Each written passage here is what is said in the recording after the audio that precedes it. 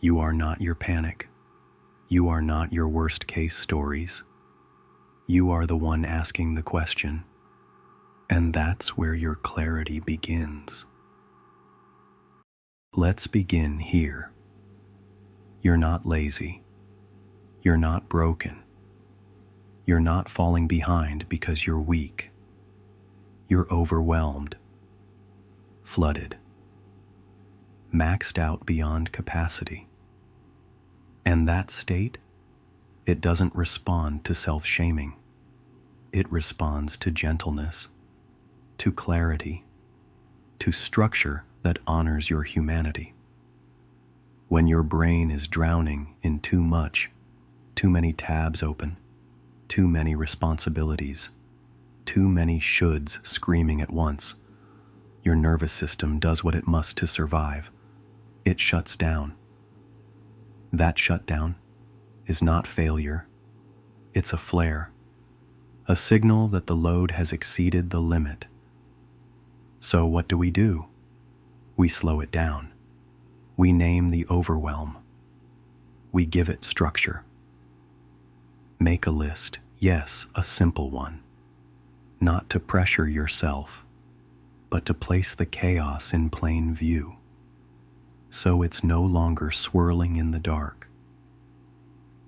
Triage what's urgent, defer what's not, and give yourself permission to leave some things undone. Not everything is yours to carry, and not everything is meant to be solved today. Let relief come from knowing. It's not that you're lazy, it's that no one ever taught you how to organize your overload with compassion.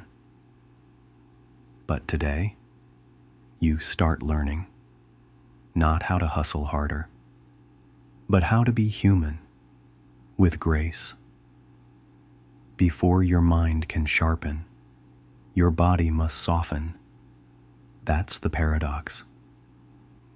You can't force focus in a field of internal danger. You can't think clearly when your nervous system is stuck in fight, flight, or freeze. Mental clarity is a byproduct of emotional safety. And safety isn't just a buzzword. It's a biological state. Ask yourself, what does safety feel like to me? Where do I feel safe in my day? In my relationships? In my inner dialogue? You won't find clear thoughts in a hostile inner monologue. You won't find creativity when you're bracing for the next collapse. So we start by building a soft space in your routine, in your breath, in the words you speak to yourself. Not every moment will feel safe, but some can. And those moments become anchors. Today, protect those anchors. They are not indulgent. They are essential. Because your clarity, your ability to make decisions, to act, to move, depends on how safe your system feels. It's not about pushing through. It's about softening in. That's where the clarity lives, and you're learning to meet it there. Thoughts are loud, but not every thought is true, and not everyone needs a front row seat in your awareness. Your brain is a storyteller. It spins narratives, fills gaps, and rehearses worst-case scenarios, like it's trying out for a tragedy. But you are not obligated to believe every story it tells. Just because a thought feels urgent doesn't mean it's accurate. Just because it screams doesn't mean it holds wisdom. You get to be the editor. You get to choose which thoughts get airtime and which ones get archived. Sometimes, clarity begins not by adding more knowledge, but by subtracting the noise. So today, notice the thought, name it, then ask, is this useful? Is this true? Is this kind? If it's not, you don't have to keep it. Let the fog pass. Your clarity doesn't shout. It waits patiently beneath the storm. You're not lazy. You're overloaded. There's a difference between a lack of discipline and a nervous system at capacity. You've been juggling invisible weights, decisions, emotional labor, expectations, past regrets, future planning. No wonder your brain feels like it's buffering. Mental fatigue is real, and it shows up as forgetfulness, irritability, indecision, or that blank stare at your to-do list. But the answer isn't to push harder. It's to pause, to close the tabs, to give your mind the gift of single tasking, stillness, and sleep. You don't recharge a phone by yelling at it. You plug it in. You wait. So do that for yourself. Give your mind a break before it breaks down. And when the guilt creeps in, remind yourself, rest is not a reward. It's a requirement. You made a mistake. Or maybe something didn't go the way you planned. But before you call it failure, pause. Reframe. What if this wasn't a collapse, but a course correction? What if it wasn't rejection, but redirection? Failure isn't the end. It's just a loud teacher. And feedback is how growth whispers. When something falls apart, ask yourself, what did I learn about me? What skill needs strengthening? What belief needs reworking? You're not being punished. You're being refined. And in that process, you're becoming more discerning, more grounded, more aware of what aligns. You don't have to spin the failure into gold. Just hold the lesson and let that be enough. You're smart, maybe too smart. Because when something hurts, you don't feel it. You analyze it. You break it down. You problem solve it into 1,000 emotional spreadsheets. But healing doesn't always happen in the brain. Sometimes it starts in the body, in breath, in presence, in silence. Not every wound needs a plan. Some need permission to be felt, to move through. You don't have to over-understand your pain before you're allowed to process it. You don't have to dissect it before you're allowed to cry. So today, step away from the need to outsmart your emotions.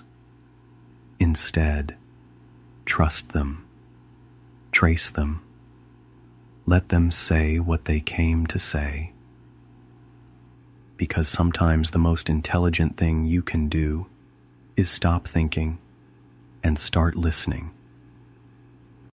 You've been grading yourself on how well you hold it together while falling apart.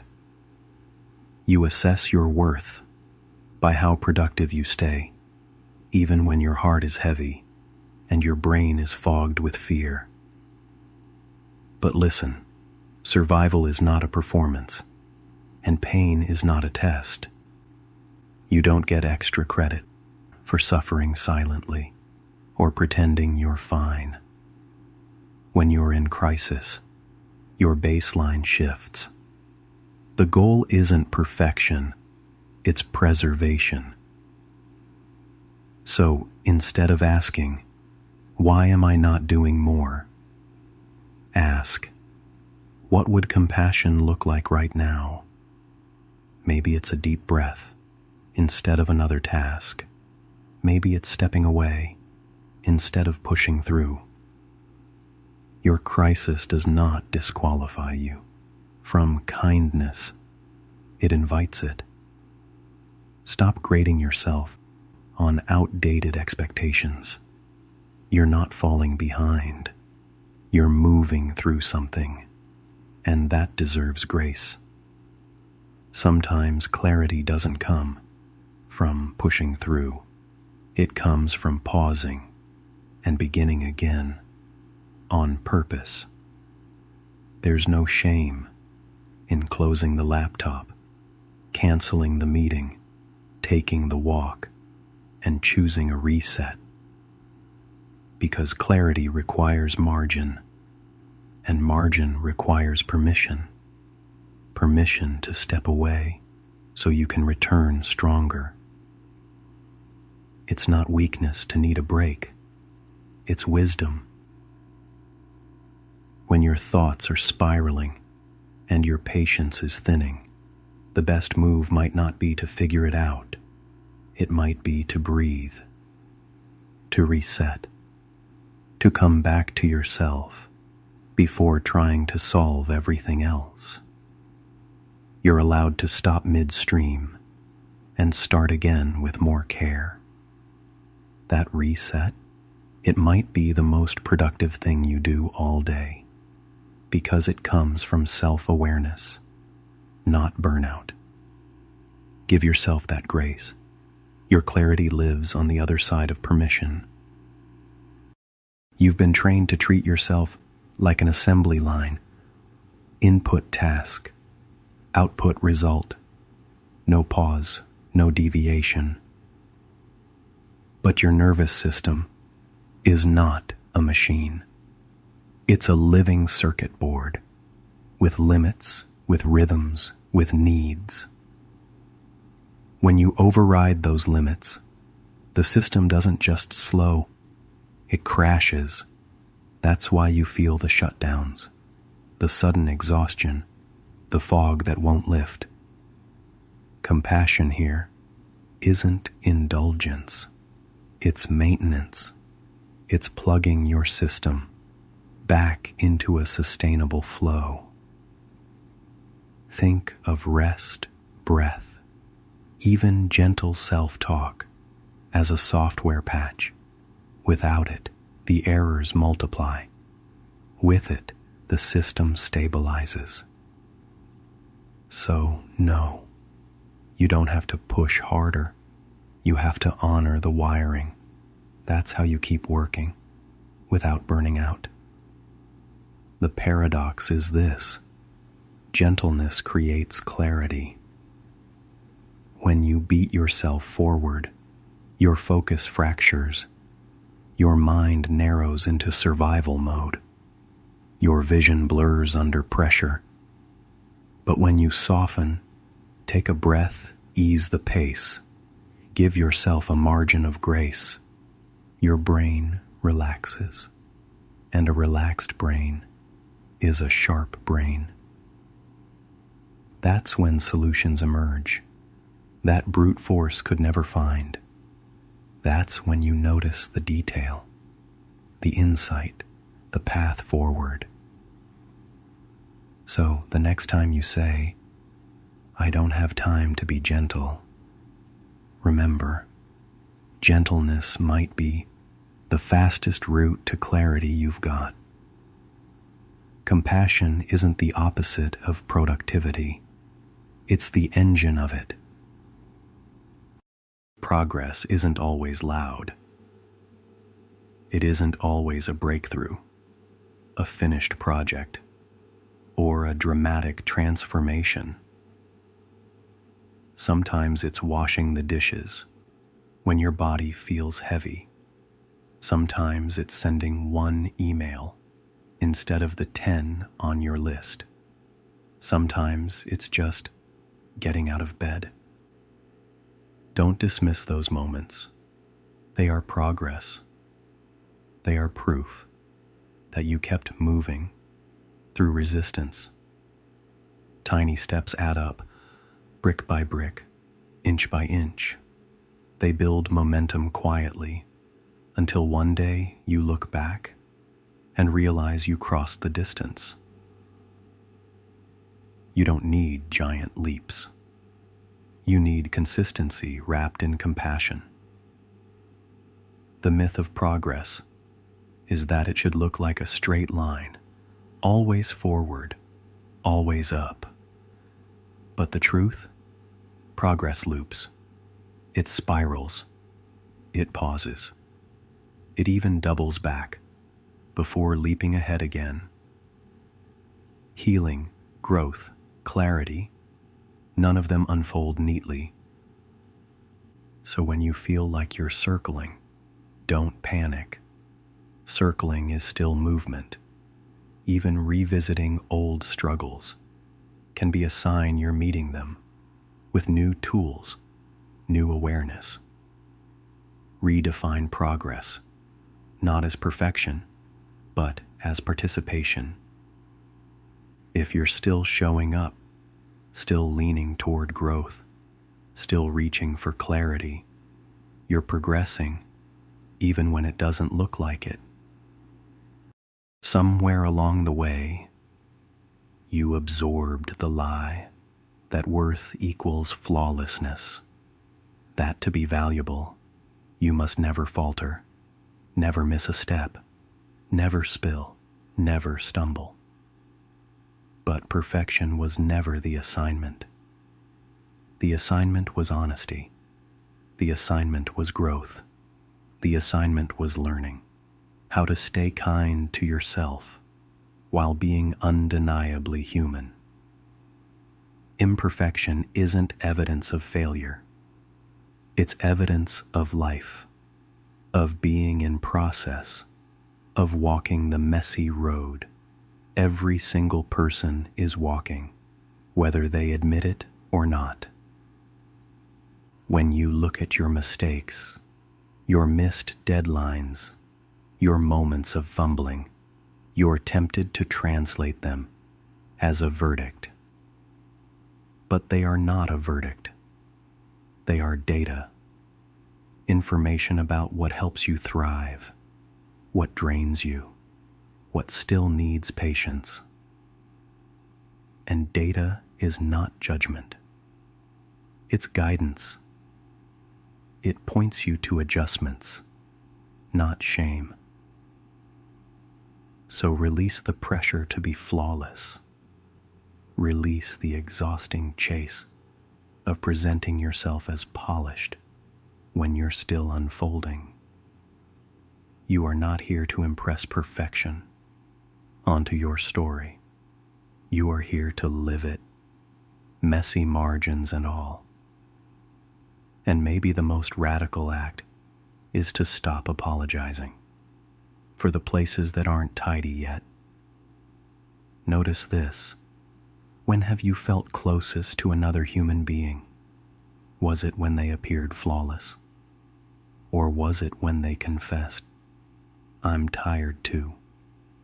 When they admitted, "I don't know what I'm doing either"? Imperfection is where connection lives. It's the soft edge that allows another person to approach without fear of being measured. If you hide every crack, you also hide every doorway where compassion might enter. Your stumbles, your unpolished truths, your broken open moments. These are bridges. They invite others to say, "Me too," and that "me too" is the beginning of belonging. So when you're tempted to cover the flaws, ask yourself instead, what if this is the place someone else finds courage? What if my humanity is exactly what gives another person hope? Your imperfections don't diminish you. They humanize you. They make your story livable, approachable, real. Perfection isolates. Imperfection connects. And connection, not flawlessness, is what heals. So breathe. Drop the performance. Let the cracks stay visible, because it's in those cracks that the light has a chance to get in. We've been conditioned to equate silence with absence. If nothing's happening, we think nothing exists. If no words are spoken, we assume nothing is being said. But silence is not emptiness. Silence is presence. It is the raw ground where clarity takes root. Think of a pond after a storm. The surface churns with waves. Mud rises from the bottom. Everything feels unsettled. If you keep thrashing in that water, the mud only clouds more. But if you sit still long enough, the particles settle, the water clears, and suddenly you can see straight to the bottom. That's what stillness does for your mind. It lets the noise sink. It lets the chaos disperse. It lets the deeper truths emerge, not because you forced them, but because you made space for them to surface. So stop shaming yourself for needing quiet. Quiet is not wasted time. It is the laboratory where your brain does its most profound experiments. The pause between notes is what makes the music. The space between breaths is what makes rest possible. Silence is not nothing. It is everything, waiting to be heard. We spend so much energy chasing clarity as if it were hiding in the next plan, the next spreadsheet, the next burst of productivity. But clarity rarely shows up in the frenzy. It arrives in the pause. Think of the last time an idea clicked suddenly, in the shower, on a walk, while staring out a window, not while grinding harder, but while your brain was given space to breathe. This is not coincidence. It's design. Your nervous system is wired to reveal insight only when it is not being chased. So, what does this mean for you? It means scheduling pauses with the same seriousness you schedule meetings. It means defending your stillness like you would defend your deadlines. Because without stillness, you don't get strategy. You get noise. The reset walk, the 2 minutes of closed eyes, the long inhale before you answer. These are not luxuries. They are clarity practices. Every pause you protect is a doorway through which new perspective enters. So if you feel lost, don't sprint harder. Stop. Be still. Wait for the answer. To walk quietly into the room. Clarity grows in stillness. And the stillness is always available, but only if you give yourself permission to enter it. You've been told a dangerous story. That strength means carrying everything by yourself. That asking for help is weakness. that leaning on others means you failed. But let's be honest, that story is unsustainable, and it's untrue. Even your own body defies it. Your heart doesn't beat in isolation. Your lungs don't breathe without oxygen from the trees. Your nervous system depends on co-regulation, the calming presence of another human. Self-sufficiency sounds noble, but it's not how you were designed. Isolation breeds burnout. Connection creates resilience. When you carry everything alone, your perspective narrows, your load grows heavier, and shame whispers louder.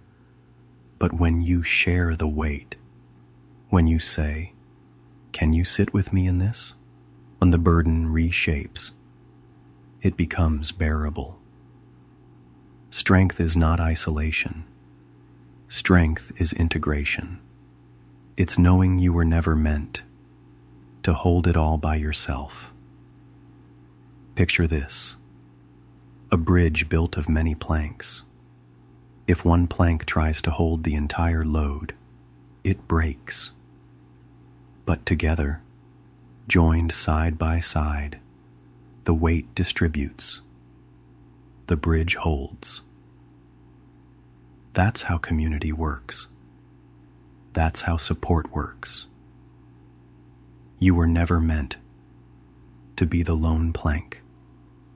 You were meant to be part of the bridge. So give yourself permission to lean, to call the friend, to text the mentor, to let a professional help hold what feels unholdable. And here's the hardest truth. Sometimes you need to stop carrying altogether and allow someone else to carry you. That is not defeat. That is wisdom. That is trust. Because the measure of your worth is not how much weight you can bear. It's how willing you are to stay connected while you walk. So let yourself be carried too. You don't have to hold it all alone. Not today. Not ever. Take a breath here. You've done the work of untangling the weight. You've honored your limits. You've named your need for support. Now carry that gentleness with you into the next hour, because the journey doesn't end here.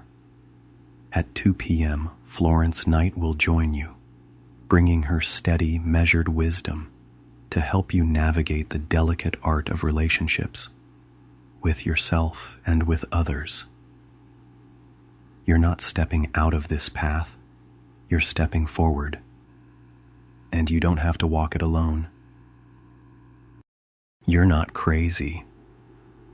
You're overwhelmed. There's a difference. Your brain is trying to protect you. It spins scenarios, replays conversations, and digs up every worst-case outcome. Not because it hates you, but because it wants to prepare you. It's working overtime to make sure you don't get blindsided. But that survival strategy, it's outdated. You're not in the same danger anymore. You don't need to overthink your way into safety. Right now, your brain doesn't need more data. It needs your body to tell it, we're okay.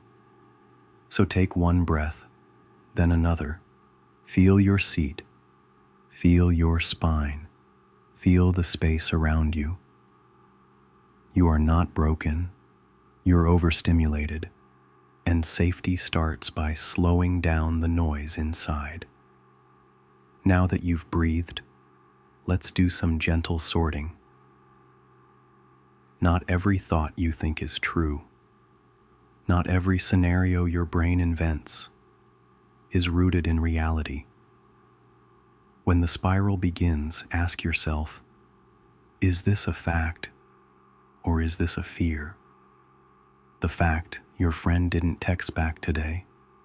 The fear, they're mad at you. The fact, you missed a deadline. The fear, you're incompetent and they'll never trust you again. Facts are grounded. Fears are slippery.